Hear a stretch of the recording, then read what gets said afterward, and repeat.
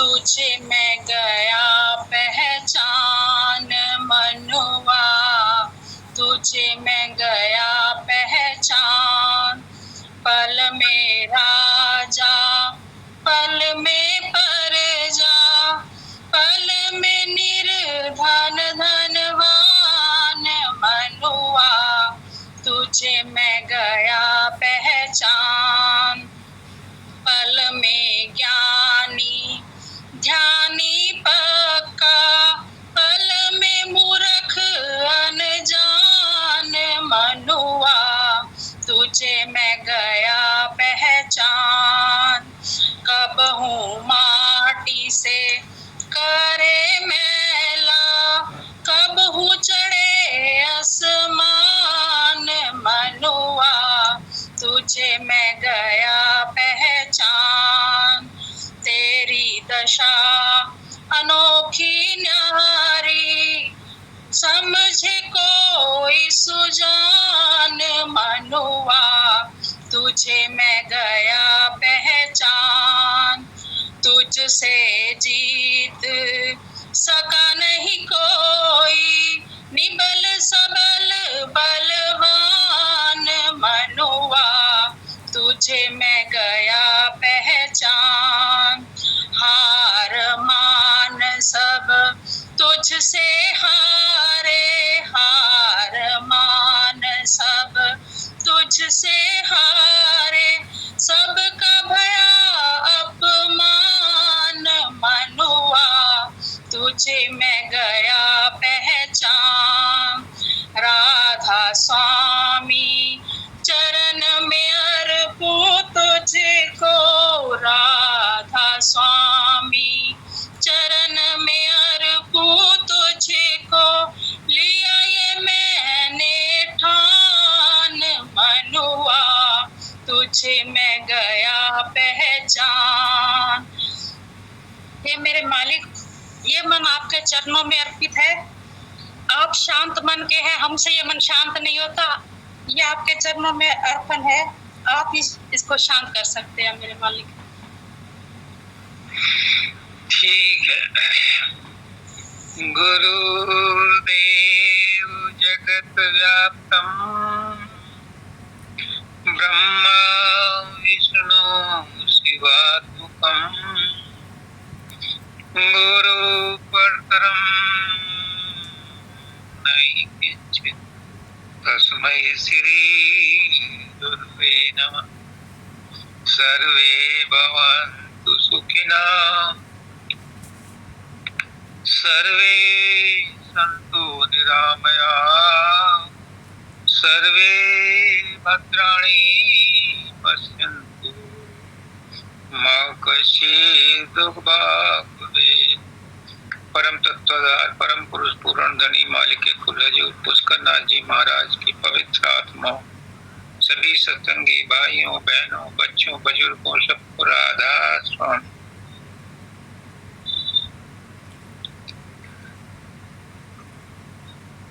आप लोग सब सत्संग में आए हैं। सत्संग क्या है? संत महात्मा कहते हैं सत्संग का मतलब है सत का संग। और पुष्करनाथ जी महाराज कहते हैं कि सत्य क्या है, सच क्या है, इसका ज्ञान किसी को नहीं है कि सच क्या है। वो कहते हैं कि सच क्या है और झूठ क्या है, इसका एक फॉर्मूला है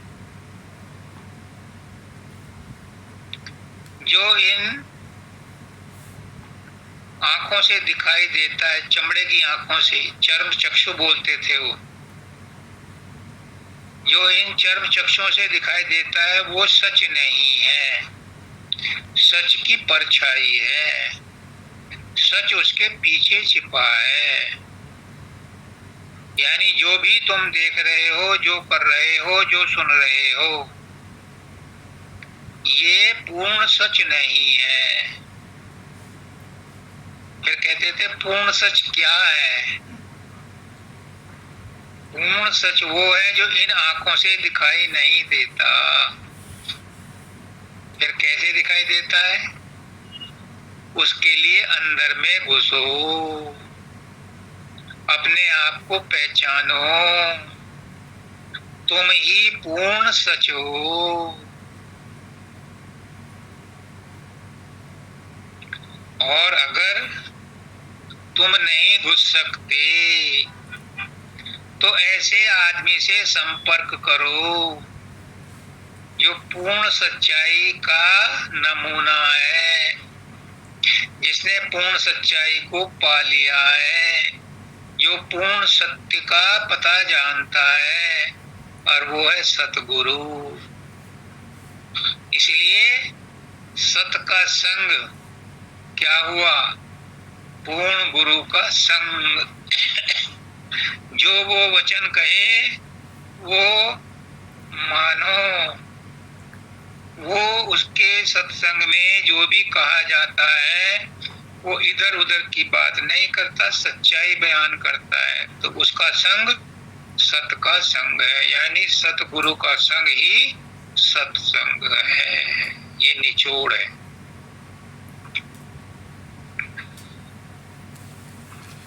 अब पहला क्वेश्चन है आचार्य जयश्री का। The root cause of all action is prakriti. The root cause of all action is prakriti, but foolish, egoistic mind thinks that he did the action. इसको हिंदी में बोलता हूं। ये भगवद गीता का 3 अध्याय का 27वां श्लोक है।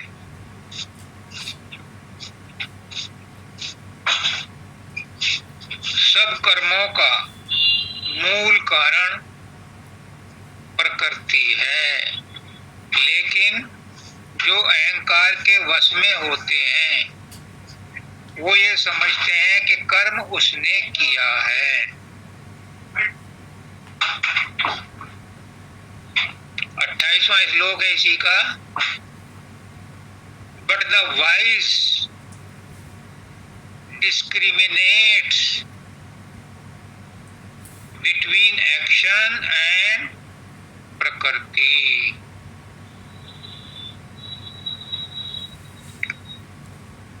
Threefold motion of creation: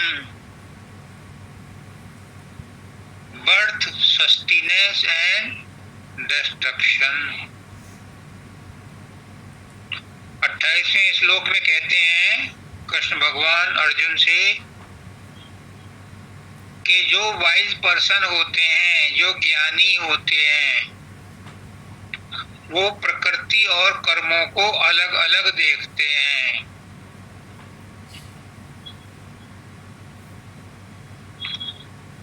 प्रकृति के 3 कर्म हैं: रचना करना, पालन करना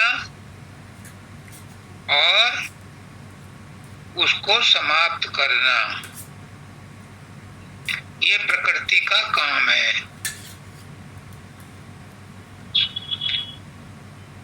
दूसरी बात, ज्ञानी ये समझता है कि कर्म ही कर्मों में बरत रहे हैं, यानी कर्मों से ही कर्म पैदा हो रहे हैं, प्रकृति से ही कर्म पैदा हो रहे हैं,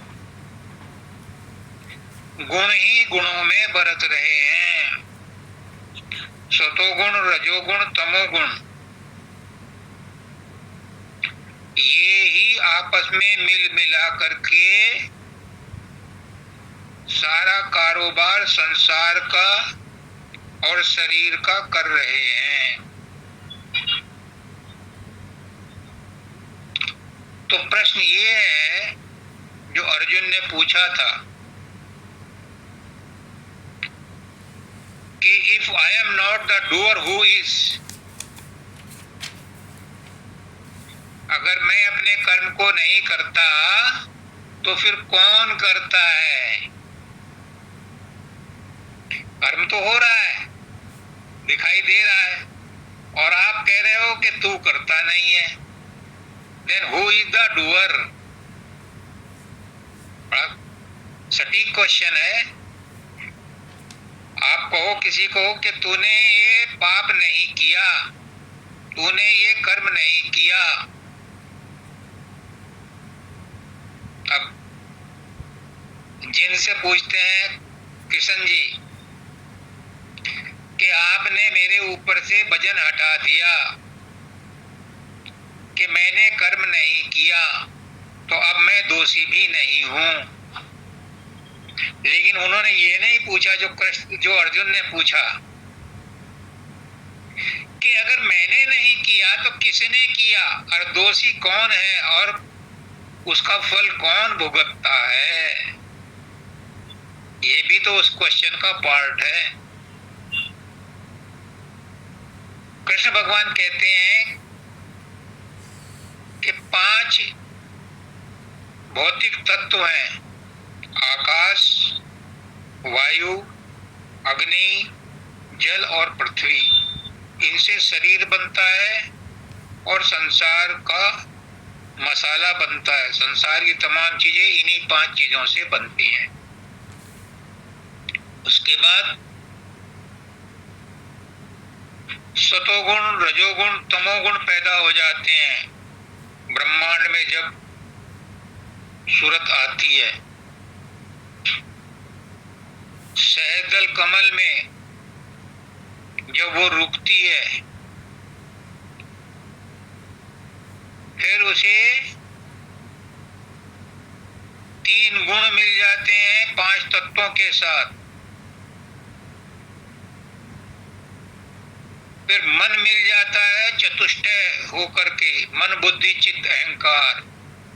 5 3 8 और 4 12।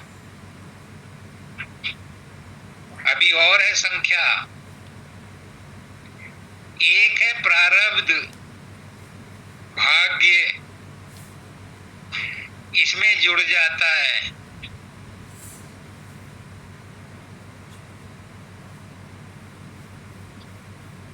फिर इन सब के बाद इनमें केमिकल रिएक्शन होता है, तो शरीर के अंदर जो इंद्रियां हैं, 5 कर्मेंद्रियां, 5 ज्ञानेंद्रियां, उनमें हरकत आती है और वो कर्म करते हैं। तो किसने कर्म किया? ये जो कॉम्बिनेशन बना, इसने कर्म किया। लेकिन इनमें से किसी की ताकत नहीं है कि वो कर्म कर सके। अगर HO2 को अलग अलग बोतलों में रख दिया जाए तो केमिकल रिएक्शन नहीं होगा। जब इन दोनों को मिक्स किया जाता है तो उससे पानी बनता है। ऐसे ही जब इस कॉम्बिनेशन में ये रिएक्शन हुआ तो किसकी शक्ति से हुआ? आत्मा की शक्ति से हुआ। मन के पास एक मोटर है। जैसे आपने देखा होगा आजकल छतों पर, रूफ पर सोलर पैनल लगे हुए हैं, तो वो सूर्य की किरणों से चार्ज हो जाते हैं और फिर आपके अप्लायंसेस चलाते हैं, रात को भी और दिन में भी। ऐसे ही मन के अंदर एक मोटर लगा है जो आत्मा से चार्ज हो जाता है, उसकी प्रेजेंस से। सूरज को नहीं पता कि कितने सोलर पैनल पर उसकी किरणों से बिजली इकट्ठी की गई। ऐसे ही आत्मा को नहीं पता कि मन ने उससे शक्ति लेकर के कौन कौन से काम किए। लेकिन, बहुत बड़ा लेकिन है, मन ने आत्मा को भ्रमित कर दिया कि ये काम तो तूने किया। अब जो आत्मा है वो अज्ञान के वश में होकर स्वीकार कर लेती है कि मैंने किया तो फिर आत्मा को बार बार शरीर धारण करना पड़ता है। तो बात हुई थी कि हु इज द डूअर।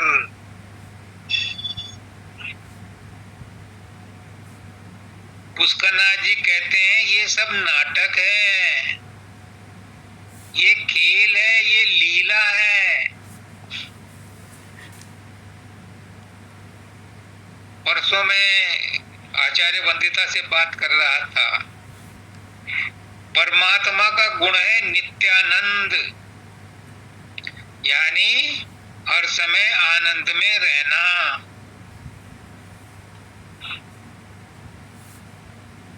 और जो आत्मा हर समय आनंद में रहती है वो परमात्मा के साथ मिलकर के एक रूप हो जाती है। उसको फिर भ्रम नहीं रहता, अज्ञान नहीं रहता कि कर्म उसने किए हैं। लेकिन परमात्मा नित्यानंद में रहता हुआ भी लीलानंद भी लेता है, यानी वो लीला करता है, रचना करता है और उसमें आनंद लेता है। ये लीलानंद इंसान भी करता है। इंसान क्या करता है? इंसान विषय आनंद लेता है। परमात्मा लीलानंद से लेता हुआ भी अछूता रहता है, लेकिन इंसान उसी लीलानंद को लेता हुआ विषयानंद में फंस जाता है और आत्मा अज्ञान के कारण कहती है ओहो मुझसे तो गलती हो गई। इसलिए 84 लाख योनियों में बार बार चक्कर काटती है।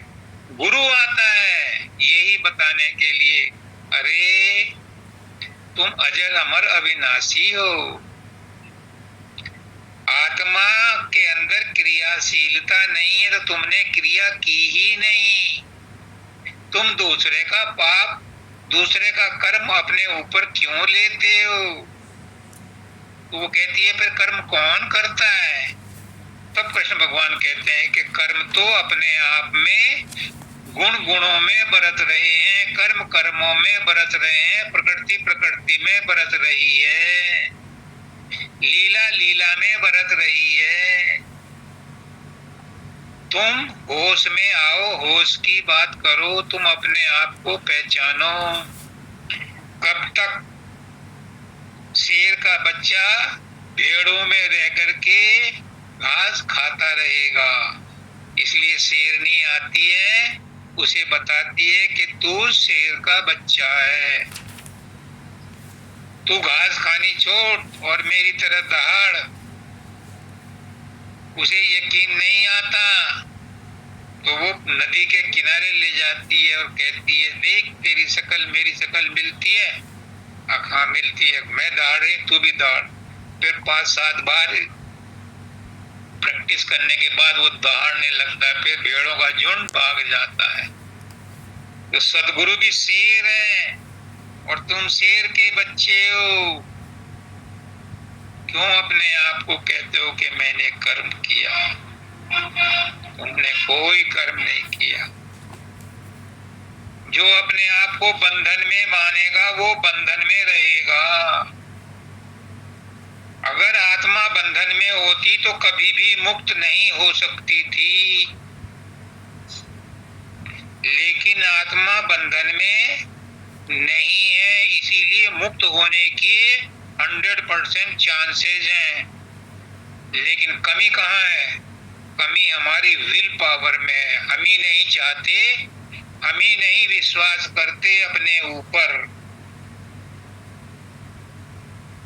इसीलिए मैं कहता हूं, पहचान ले अपने को तो इंसान खुदा है। जाहिर में गो खाक है मगर खाक नहीं है। जलवों की खता क्या जो दिखलाई नहीं देते, खुद देखने वालों की नजर पाक नहीं है। क्या करे सदगुरु भी, क्या करे? वो कहता है कि तुम सत पर विश्वास करो।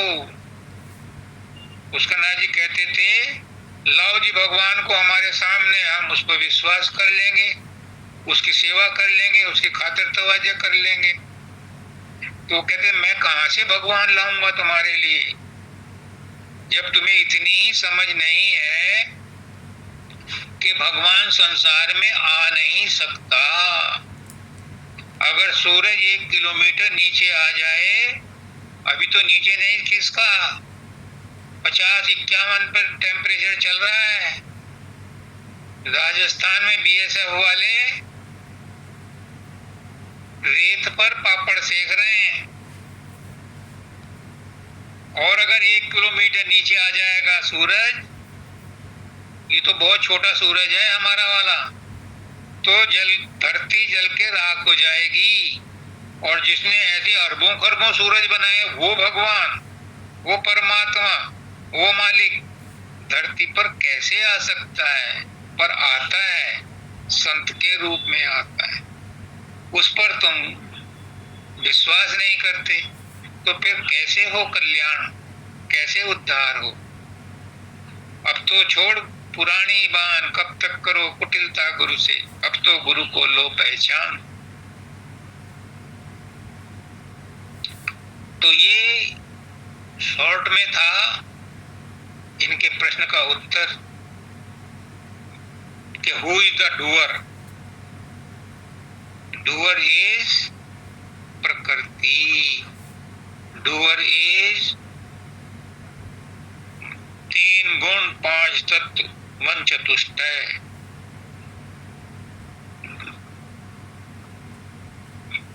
अब है राधा का क्वेश्चन। कहते हैं जब सदगुरु हाथ पकड़ लेता है तो नहीं छोड़ता, नहीं छोड़ता। किसका हाथ पकड़ता है? पुष्करनाथ जी कहते हैं चलते फिरते का हाथ नहीं पकड़ता। अभी माता जी ने कहा अपने सत्संग में कि सदगुरु पहचान जाता है किसके कर्म कटने वाले हैं, उन्हीं का हाथ पकड़ता है। जो गुरु पे श्रद्धा विश्वास रखते हैं, उन्हीं का हाथ पकड़ता है। वरना तो लोग ये कहने आते हैं मेरे भरोसे ना रहियो। एक स्कूल में चपरासी के लिए वैकेंसी निकली, तो उसमें 8वीं पास कैंडिडेट को बुलाया। उसमें एमए वाले भी आए, एमएससी भी थे चपरासी की पोस्ट के लिए, क्योंकि हम अनएम्प्लॉयमेंट ज्यादा है। एक लड़का 5वीं फेल भी था, तो जो सिलेक्शन बोर्ड था उन्होंने कहा कि इसको भी बुलाओ, 5वीं वालों को, हो सकता है इसकी कोई सिफारिश हो और उस सिफारिश से हमारा भी कुछ काम निकल जाए, कोई ग्रांट सैंक्शन हो जाए हमारे स्कूल को भी।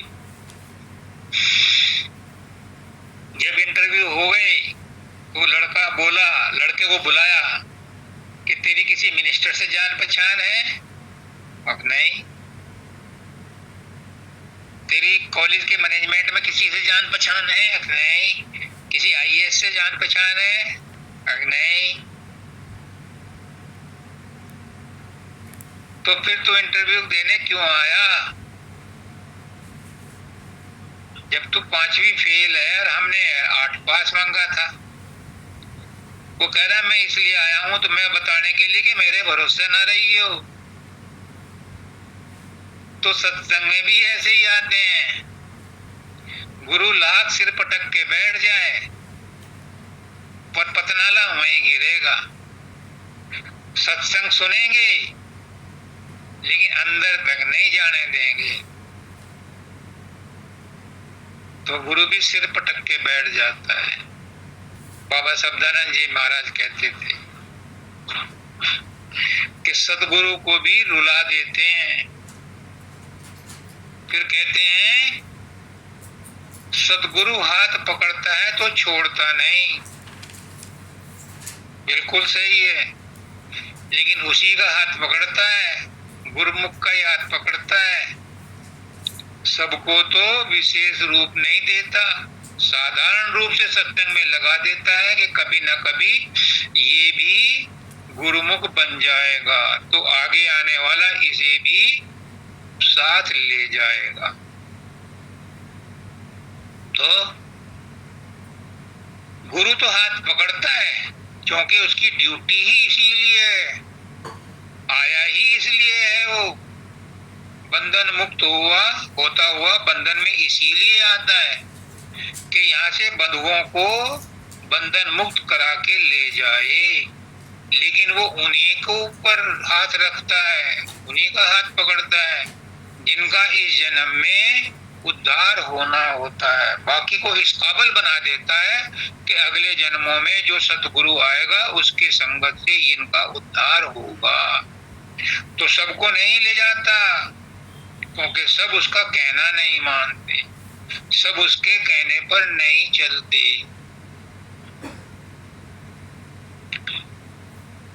कैसे पकड़ता है? अभी आचार्य द्विवेदी जी ने बताया कि जबरदस्ती नहीं पकड़वा सकता कोई हाथ, ये उसकी मौज है। वो पहचान लेता है कि कौन श्रद्धा और प्रेम से शरण में आया है। अगर कोई श्रद्धा और प्रेम से शरण में आया, चुपचाप बैठा है, तो भी गुरु की दृष्टि उस पर पड़ जाती है। जब पहली बार दाता दयाल हजूर महाराज के दरबार में गए तो सबसे पीछे बैठे जहां जूते रखे थे, और जूते भी एक तरफ रख दिए, जूतों पर भी नहीं बैठे, जूतों का भी अपमान नहीं किया क्योंकि वो सत्संगियों के जूते थे। और सत्संगी कौन थे? जो गुरु के प्यारे थे, इसलिए उनको भी आदर से उन्होंने एक तरफ करके वहीं पर बैठ गए। अब सदगुरु की दृष्टि तो पड़ गई उन पर कि ये कैसा सत्संगी आया है जो इतने प्रेम से जूतों को झाड़ पूछ करके एक तरफ रख करके फिर बैठा है। जब मत्था टेकने का नंबर आया तो पूछा उनसे क्या चाहिए, तो दाता दयाल बोले मुझे ज्ञान तो सब है पर मुझे शांति नहीं मिलती, शांति चाहिए, बैठ जा।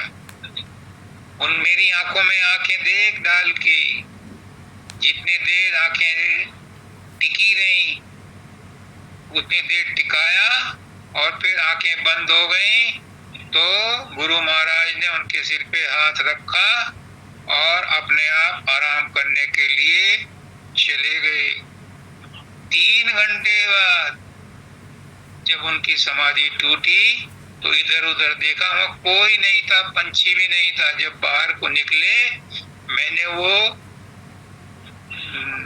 जगह देखी है जहां पर वो बैठे थे, सत्संग हुआ था, क्योंकि मैं भी वहां रहा 5 साल तो उनके पास जाता था, अगम प्रसाद जी के पास। तो मुझे बताया कि यहाँ से निकल करके जैसे ही वो गेट से बाहर निकले तो उस कॉरिडोर में एक सज्जन खड़े थे जो हजूर महाराज के बाद गुरु बने, ब्रह्म शंकर मिश्रा महाराज साहब बोलते हैं। उन्होंने उन्हें इशारा किया कि वो अपने कमरे में इंतजार कर रहे हैं, आराम कर रहे हैं, तुम जाओ। जब वहां गए तो उन्होंने कहा मिल गई शांति? हाँ हजूर मिल गई शांति। ऐसे का हाथ पकड़ता है जो दूर बैठा हुआ भी उसको ताड़ लेता है। और कहा है, सुनो क्या कह रहे हैं दाता दयाल, गुरु कहकर हाथ संभालो मुझे। गुरुदेव मैं तो असभ्य हूँ, अनाड़ी हूँ, असक्त हूँ, मेरे बस में कुछ नहीं है। आप भी और आप ही मेरा हाथ पकड़ो, क्योंकि मैं तो भवजाल में फंसा हूँ, मुझे निकालो। जो इतनी तड़फ रखता है, अभी राधा ने कहा कि ये मेरी अरदास है, हमसे कुछ नहीं होता, इसे भी आप कराओ। अगर दिल में चोट लग गई और दिल से आह निकली तो गुरु को ना पहुंचे ये असंभव है। क्यों? क्योंकि गुरु को आंख भी है, गुरु को कान भी है, गुरु का दिल भी है। वो महसूस कर लेता है कि अब इसका संसार से आसक्ति छूट गई है, अब ये निराधार है, तो इसका आधार गुरु बन जाता है। लेकिन जब तक संसार की आसक्ति कायम है, संसार का सहारा तुमने पकड़ रखा है, गुरु अपना सहारा नहीं देता। क्यों? अब तक जो तुम्हारे पास प्रेम था वो तो तुमने गटर में डाल दिया। गुरु जो तुम्हें प्रेम दे रहा है उसे भी गटर में डाल रहे हो। गटर में डालने का मतलब गुरु का प्रेम भी संसार के लिए ही खर्च कर रहे हो। अरे गुरु का प्रेम तो गुरु को वापस कर दो तो तुम्हें 10 गुना ज्यादा मिलेगा। कहते तो सब हैं कि अब मुझसे कुछ नहीं होता, आप कर लो। गुरु करने को तैयार बैठा है, सब करनी मैं आप कराऊं, पहुंचाऊं तुर दरबारा। तुमरी चिंता मैं चित राखी, तू अचिंत रह धरो प्यारा। क्यों नहीं करते? तुम्हें तो छोटा सा काम दिया है, गुरु तो इतना बड़ा काम करने को तैयार है कि तुम्हें संसार से भी आजाद कर देगा, तुम्हारे सारे कर्मों की टोकरी खाली कर देगा। गुरु तो सब कुछ करने को तैयार है। तुमसे क्या मांग रहा है? धन दौलत मांग रहा है? नहीं। तुमसे संसार मांग रहा है? नहीं। क्या मांग रहा है? वो कह रहा तुम्हारी चिंता मैंने अपने अपना ली है, बस तुम चिंता छोड़ दो। लेकिन कोई चिंता नहीं छोड़ता।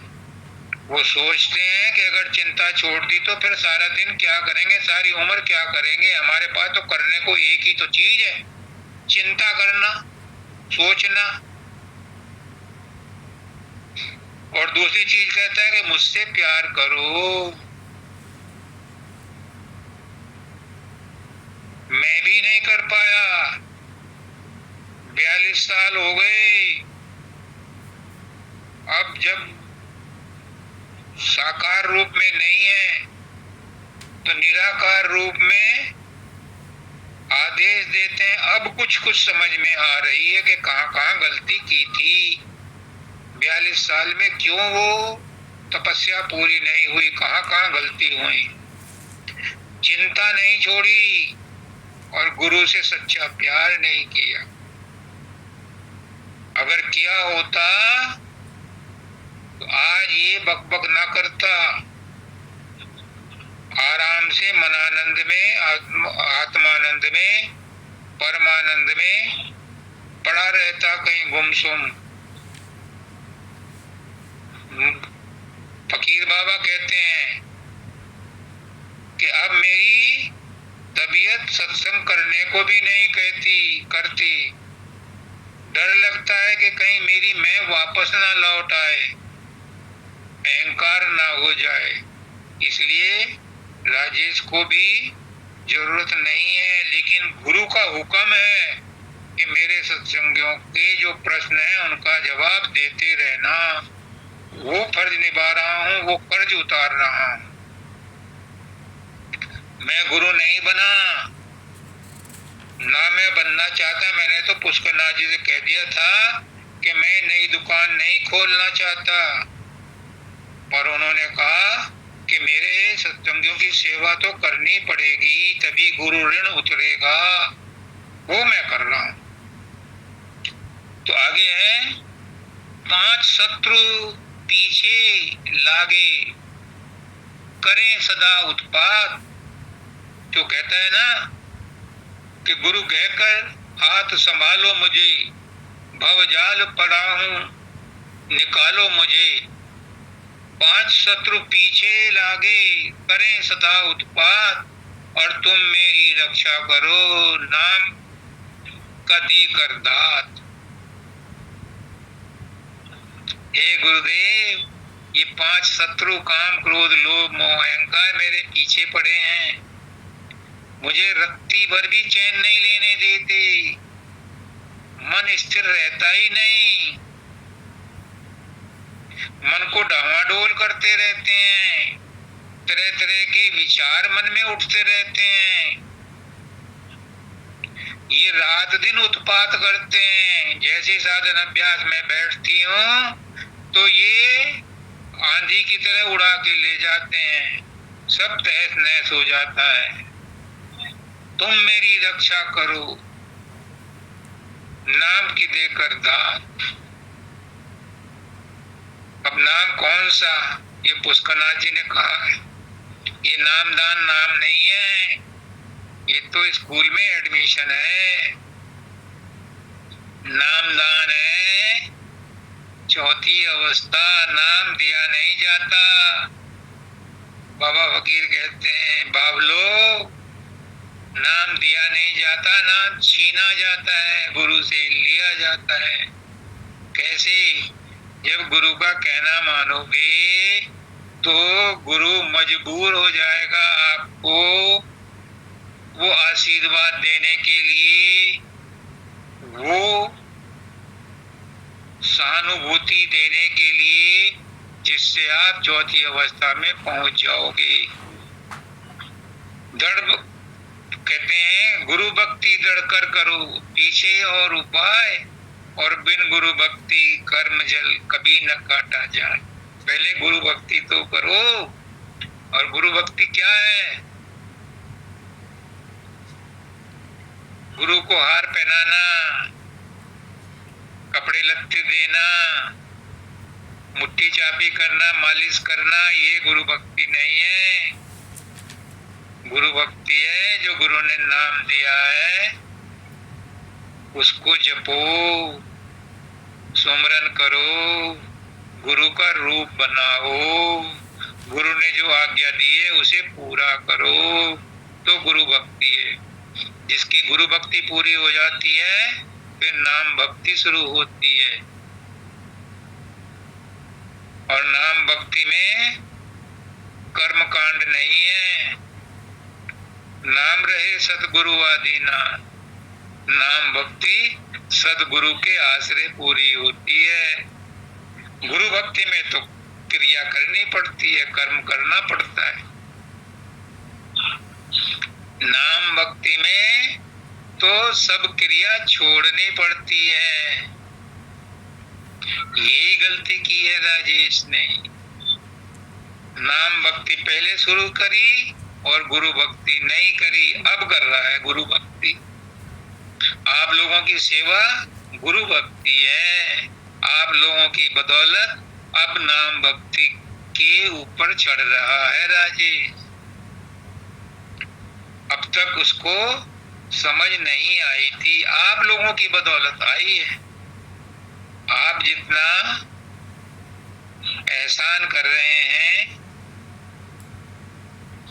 उसके लिए आपका शुक्रगुजार है राजेश।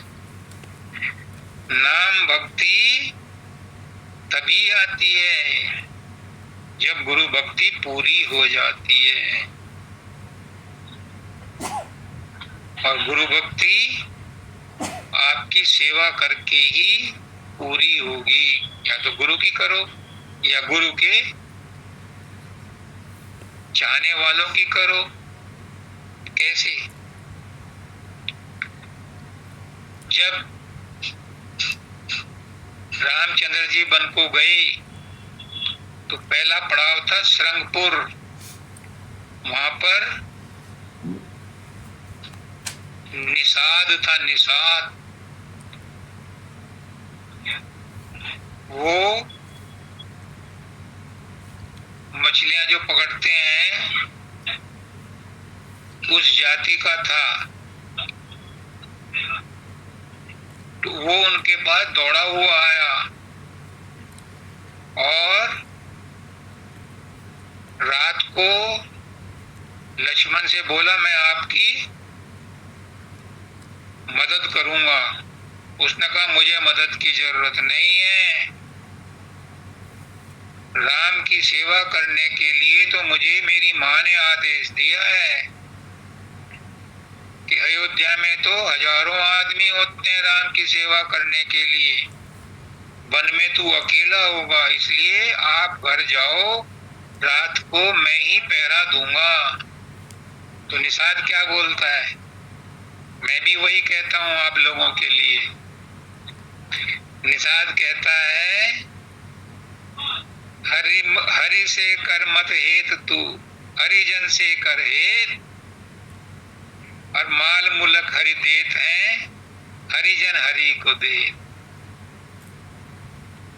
लक्ष्मण कहते हैं, तू तो यार बड़ा चालाक आदमी है, बड़ा होशियार है, बड़ा गुरु भक्त है, अब मैं तुझे मना नहीं करूंगा। फिर दोनों ने रात को वहीं मिल करके पहरा दिया। तो इस दो लाइनों का मतलब समझ लो बस। हरि से मत कर हेत तू।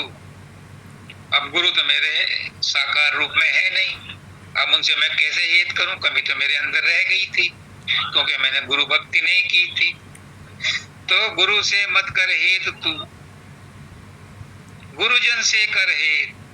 जो गुरु के जन हैं, भक्त हैं, उनसे हेत कर। इसलिए मैं आपसे, आप गुरुओं, मेरे गुरु के गुरु हो तो मैं आपकी सेवा कर रहा हूं।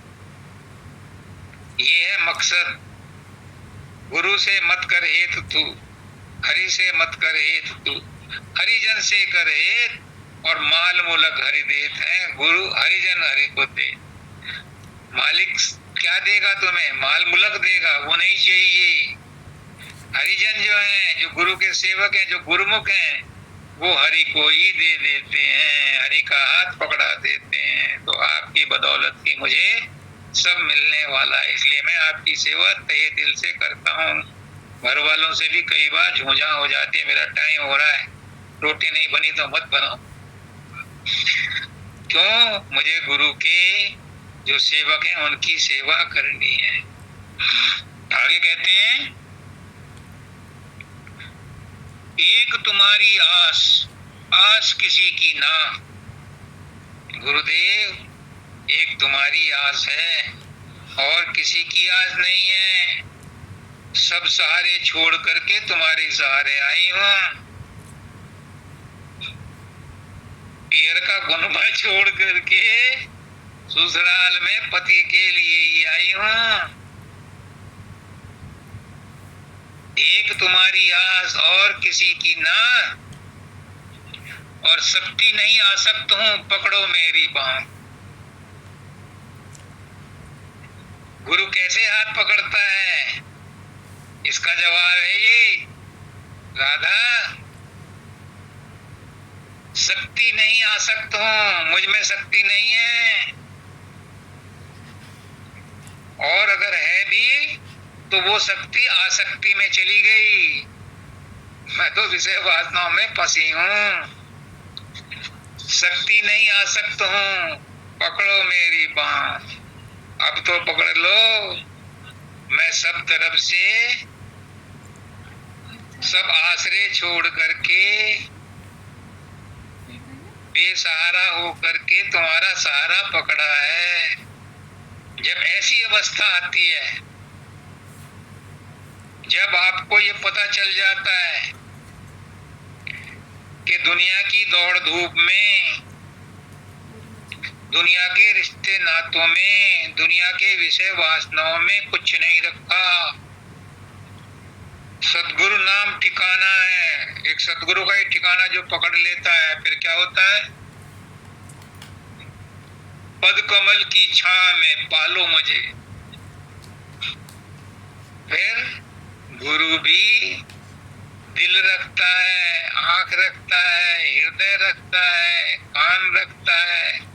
वो हम जैसा ही बन करके आया है, हमारी जैसी ही अनुभूति होती है उसे, सहानुभूति होती है उसे, संवेदना होती है उसे, और वो ऐसी पुकार सुन करके उसे हाथ पकड़ लेता है, फिर नहीं छोड़ता। चाहे वो अधिकारी नहीं भी है तो उसे भी अधिकारी बना देता है, लेकिन पहले आपको समर्पण करना पड़ेगा। कम से कम बेसहारा तो बनना पड़ेगा। अभी तो हम संसार का सहारा पकड़े हुए हैं, अभी तो संसार का भरोसा पकड़े हुए हैं। ये नहीं करेगा तो वो कर देगा, वो नहीं करेगा तो वो कर देगा। अभी तो हमारे पास ऑप्शंस हैं कि हमारा काम नहीं बना तो वहां करा लेंगे, बड़े दफ्तर में करा लेंगे, नरेंद्र मोदी से करा लेंगे। जब तुम्हारे सारे सहारे खत्म हो जाते हैं और एक सहारा बचता है और तीर लगती है द्रौपदी की, जब सारे सहारे टूट गए उसके, कोई सहारा नहीं बचा, तो फिर उसने कहा मेरी लाज तेरे हाथ, मेरी लाज तेरे हाथ, मेरी लाज तेरे हाथ। तो वो दौड़ा चला आता है और थक जाता है दुशासन। दुनिया देखती है नजारा, अंबार खड़ा हो गया वहां कपड़ों का, पर चीर खत्म नहीं हुआ। तुम्हारी इच्छाएं खत्म हो जाएंगी, तुम्हारी मांग खत्म हो जाएगी, उसकी दात खत्म नहीं होगी। तुम्हारा झोली कम पड़ जाएगी, तुम्हारा बर्तन ओवरफ्लो हो जाएगा, उसकी दात में कमी नहीं आएगी, बराबर बढ़ती रहेगी। और अभी भी आ रही है, लेकिन अभी हमारे बर्तन में छेद है। जितनी दात मिलती है उतनी ही नीचे निकल जाती है विषय वासनाओं में, संसार की आसक्ति में, वो रुकती नहीं है। लास्ट में क्या कहा? देखो कितनी असहाय होकर के कहा है, विनती कब तक करूं आयु बीती जाए। ये पुकार राजेश की है, विनती कब तक करूं आयु बीती जाए। मैंने देखा है अपनी आंखों से शब्दानंद जी महाराज को, एक दिन पहुंच गया था उनके कमरे में, जब वो ध्यान नहीं कर रहे थे, सुमरन कर रहे थे, सुमरन भी नहीं कर रहे थे, अपने गुरु के प्रति अपने भाव बोल बोल के मेरे आंखों में आंसू आ गए। बहुत कम अवसर पे आंसू आते हैं। मैंने एक दिन पुष्कर नाथ जी से भी कहा था कि मेरी आंखों में आंसू कम आते हैं। मैं माँ के मरने पर नहीं रोया, बाप के मरने पर नहीं रोया, कभी कभी आते हैं विशेष अवसरों पर, जब कभी कोई दर्दनाक सीन रामायण का, महाभारत का देख लेता हूँ या किसी को रोता हुआ देख लेता हूँ, तो मेरी आंखों से कभी कभी आंसू निकलते हैं। क्या करूं? जो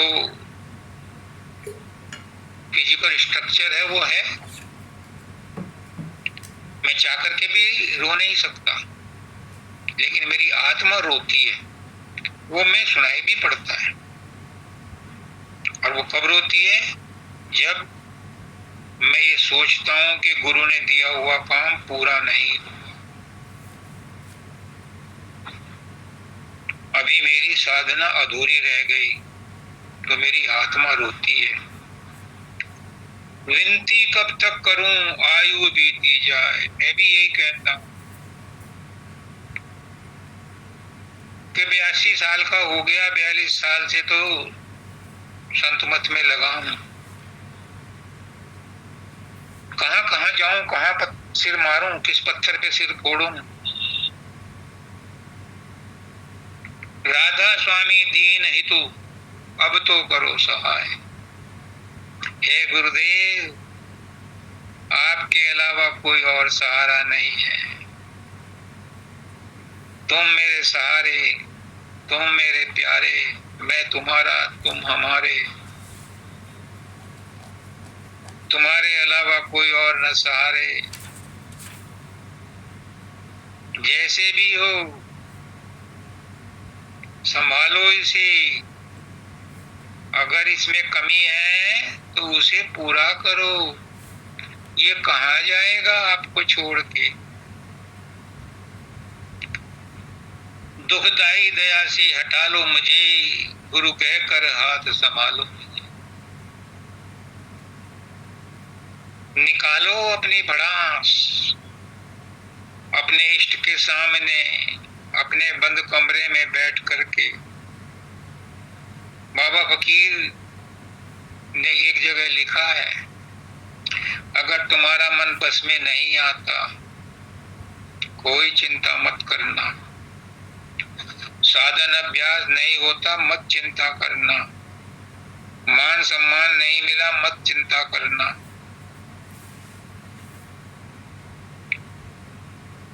गुरु भी नहीं है, उससे फरियाद नहीं कर सकते, तो मत चिंता करना। क्या करो, सुनो, अपने आप को कह रहा हूं, राजेश सुन बाबा फकीर क्या कह रहे हैं। अपने कमरे में बैठो, अपने आप से पूछो, जो गुनाह किए हैं,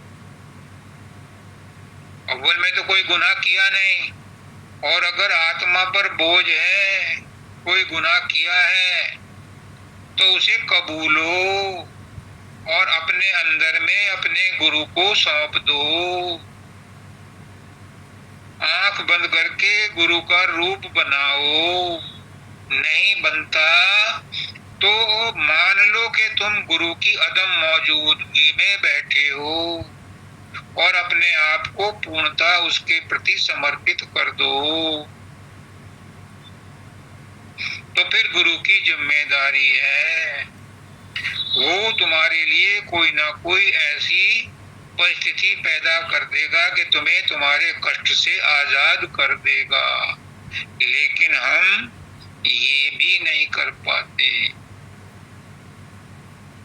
एकांत में बैठ करके अपने आप को समर्पित कर दो अपने गुरु को, अपने इष्ट को, अपने परमात्मा को, कि जो हूं तेरी हूं, जैसी भी हूं तेरी हूं। संभालो, कहाँ जाऊं, मेरा कोई सहारा नहीं है। सारे सहारे संसार के देख लिए, कोई सहारा काम नहीं आ रहा। अब तेरा ही सहारा बाकी है। तू मुझे संभाल, तो वो संभालता है। ऐसी परिस्थिति बना देगा कि जिसमें तुम्हारी संभाल हो जाएगी। लेकिन पिघलना अपना जरूरी है।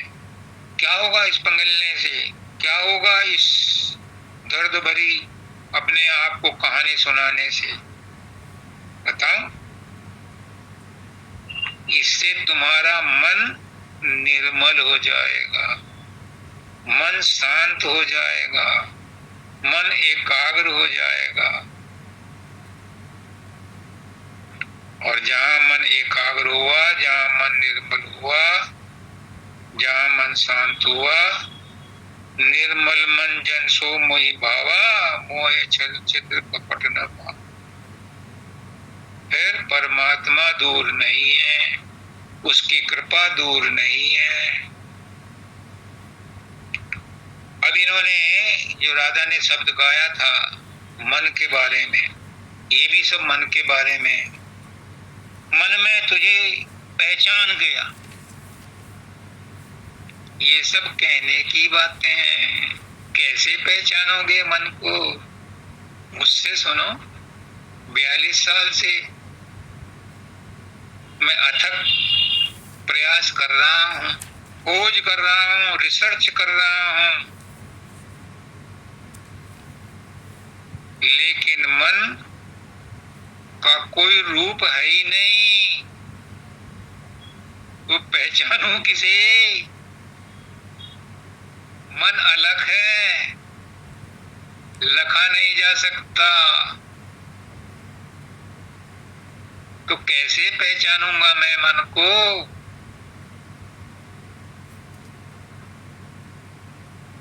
संत ने लख लिया है, जो दाता दयाल का शब्द है उन्होंने सही लिखा है। मैं तुझे पहचान गया। वो संत थे, परम संत थे, महर्षि थे, वो लिख सकते हैं।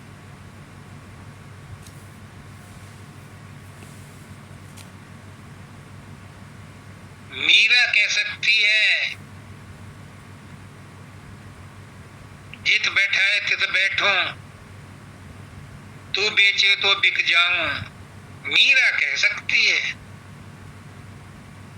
हर एक कोई नहीं कह सकता। तो सदगुरु ने कहा है कि मन में तुझे पहचान गया, क्योंकि अलख को संत ही लख सकता है, क्योंकि वो अनामी से आया है। अलख तो नीचे की सीढ़ी रह गई, अलख अगम अनामी। तो संत तो अनामी से आया है, वो मन को लग सकता है, वो अलग को लग सकता है, लेकिन हर एक की बस की बात नहीं है। खुश मत होना ये सुन करके कि मैं मन को पहचान गई।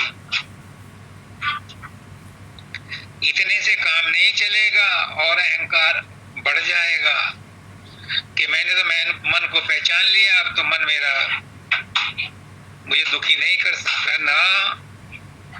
केवल संत कर सकता है, संत कह सकता है। और आपके लिए बेहतर है कि ऐसे ही संत के शरण में जाओ और उसे कहो तूने पहचान लिया तो मुझे भी शक्ति दो कि मैं इस मन को पहचान जाऊं। और क्या करूंगी पहचान के? मुझे बिजनेस नहीं करना मन के साथ, मुझे संसार में नहीं रहना, और मन जो है संसार में रखने वाला है। मुझे नहीं मन से कोई ताल्लुक, मुझे तो तू ही चाहिए, तुझसे कम में कोई बार्गेन नहीं है, तुझसे कम में कोई सौदा नहीं है। पुष्करनाथ जी कहते हैं गुरु से कुछ मत मांगो, अगर कुछ मांगना पड़े तो गुरु से गुरु को ही मांग लो। मैं कहता हूं तुम्हें, अपने आप से कहता हूं राजेश, अगर गुरु से मांगना है तो गुरु से प्रेम मांग लो। हमारी आचार्य थी माता जी शीला द्विवेदी जी, उन्होंने मानव दयाल जी से प्रेम मांगा, भक्ति मांगी। मानव दयाल जी ने कहा तूने तो सब कुछ मांग लिया और कहती है मुझे मांगना नहीं आता। तो गुरु से मांगो तो उसकी भक्ति मांग लो, उसके चरणों के दर्शन मांग लो, उससे प्रेम मांग लो। मुझे ना चाहिए सतपथ। मैंने सरेआम उसमें दुर्गापुर धाम में एक दिन कह दिया था, जब तो मैं यंग छोकरा था, 2003 या 4 में कह दिया था, मुझे ना चाहिए सतलोक। मैं वहां क्या करूंगा? वहां तो सब खाली बैठे रहते हैं, मैं तो यहीं ठीक हूँ सेवा करने के लिए। यहाँ गुरु की सेवा तो मिल रही है, वहां कोई सेवा नहीं करता। इसीलिए तो परमात्मा ने भेजा था नीचे, हमें सबको धकेल दिया कि तुम यहाँ गुड मॉर्निंग करने भी नहीं आते, सतलोक में रह के जाओ, संसार में घूम के आओ। जब वहां दुखों से दुखी होगे तो तुम्हें कदर होगी कि परमात्मा की क्या कदर है। तो इसलिए मैंने कह दिया था मुझे ना चाहिए सतलोक, मैं तो यही गुरु की सेवा करूंगा। तो गुरु से अगर मांगना है तो गुरु की सेवा मांग लो, गुरु का प्रेम मांग लो, गुरु की भक्ति मांग लो, गुरु से गुरु को ही मांग लो। तब तो तुमने सार्थक चीज मांगी। अगर सतपद भी मांग लिया तो भी अधूरा रह गया, क्योंकि सतपद के आगे भी तो और 3 लोक हैं। और कुछ मत मांगो, गुरु को पता है तुम्हारी क्या सामर्थ्य है, उसी के हिसाब से देगा। इसलिए क्यों मांगते हो? बिन मांगे मोती मिले और मांगे मिले न भीख। ये कबीरदास जी कहते हैं कुछ मत मांगो। मांगने से कोई आज तक अमीर हुआ? मुझे बता दो, किसी का नाम बता दो, इतिहास देख लो। मांगने से कोई अमीर हुआ या दान देने से कोई गरीब हुआ? कर्ण भी ना हुआ गरीब, बलि भी ना हुआ गरीब, रहीम भी गरीब ना हुआ। जो कहता था, जब वो दान देता था रहीम दास, तो नीची निगाह करके देता था। तो एक दिन उनसे पूछा कि तुम नीचा निगाह करके क्यों दान देते हो, तुम तो शकल भी नहीं देखते, एक लाइन में बार बार आदमी आकर के ले जाते हैं। तो रहीमदास कहते हैं देने वाला कोई और है, देत रहत दिन रैन, और लोग भरम मुझ पर करें या विद नीचे नैन। मैं हूं ना देने वाला तो कोई और है। इसलिए मैं आंख बंद करके देता हूं, ताकि मुझे ये भरम ही ना रहे कि कौन आया था और कौन ले गया। तो अगर अटूट प्रेम चाहिए तो कुछ मत मांगो, कुछ भी मत मांगो। गुरु को क्या आंख नहीं है?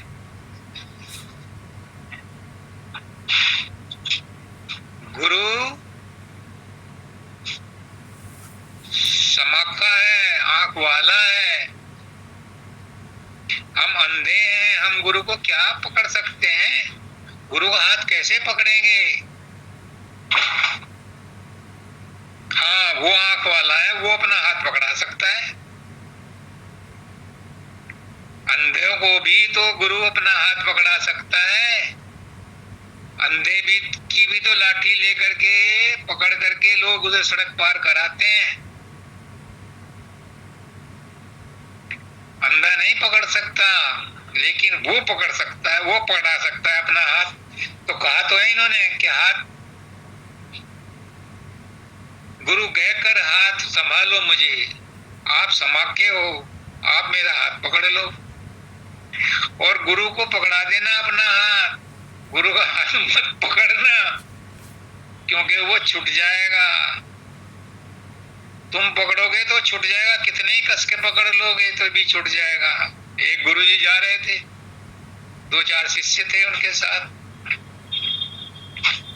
तो आगे नाला आया, नाले में फिसलन थी, पत्थर पड़े थे। तो गुरु ने कहा शिष्य से कि तू मेरा हाथ पकड़ ले, मैं कहीं गिर ना जाऊं। तो शिष्य ने कहा गुरुदेव आप मेरा हाथ पकड़ लो, क्योंकि आप पकड़ोगे तो छूटेगा नहीं, अगर मैंने हाथ पकड़ा तो छूट भी सकता है। तो इसलिए अपना हाथ गुरु को पकड़ाओ। ये मत सोचना कि आपने गुरु का हाथ पकड़ लिया तो आप पार हो जाओगे, नहीं, वो संसार में छूट जाएगा, विषय वासनाओं में छूट जाएगा। कई बार छूटा है मेरा भी। अब के पुष्करनाथ जी ने कह दिया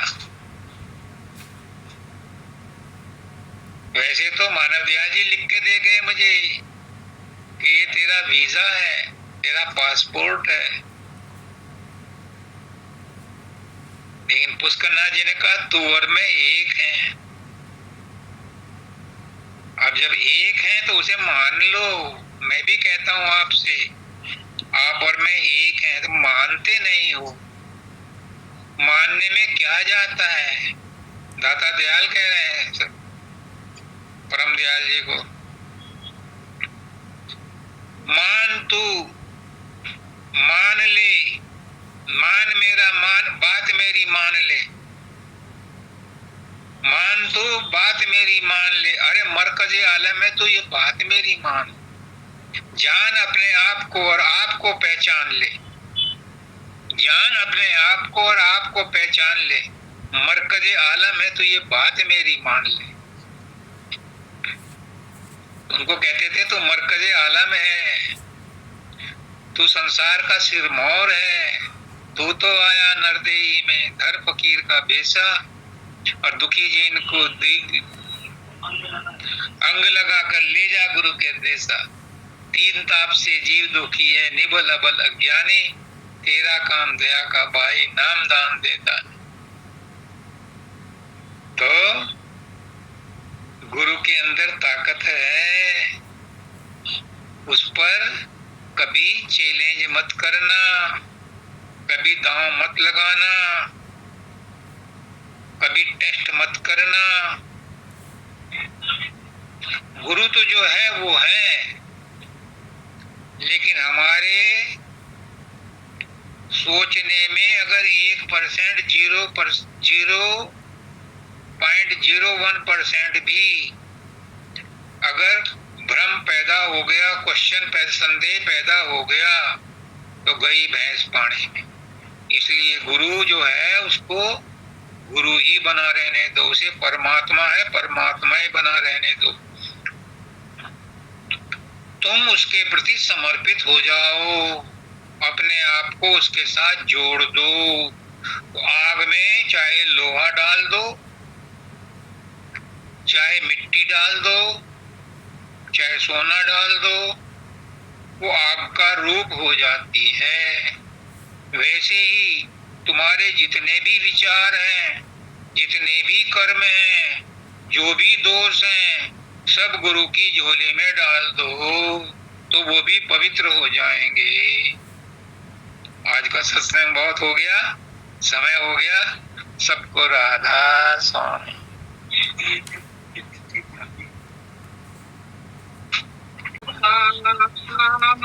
गुरु चिते आए मेरे, बख्श दो निज नाम।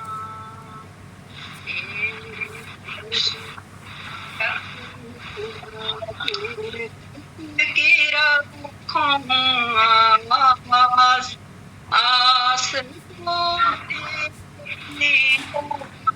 की जग तेरा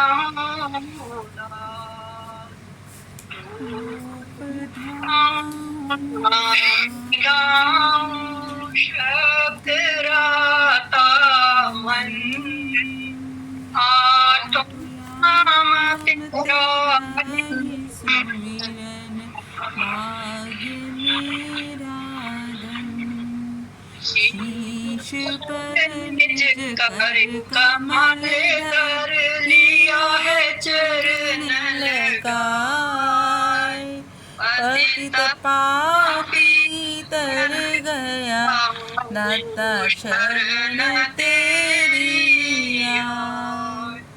मुक्ति की नहीं चाह मन में, भक्ति प्यारी लाग।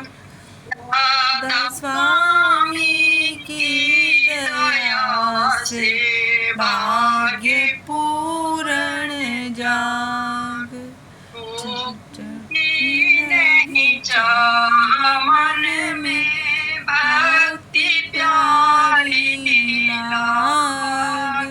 राधा स्वामी की दया से भाग्य पूर्ण जाग। चरण की वंदना नित्य कोई और न कान। गुरु बसोचित आन रक्ष दो निज बख्श दो निज नाम। सतगुरु बख्श दो निज नाम। राधा राधा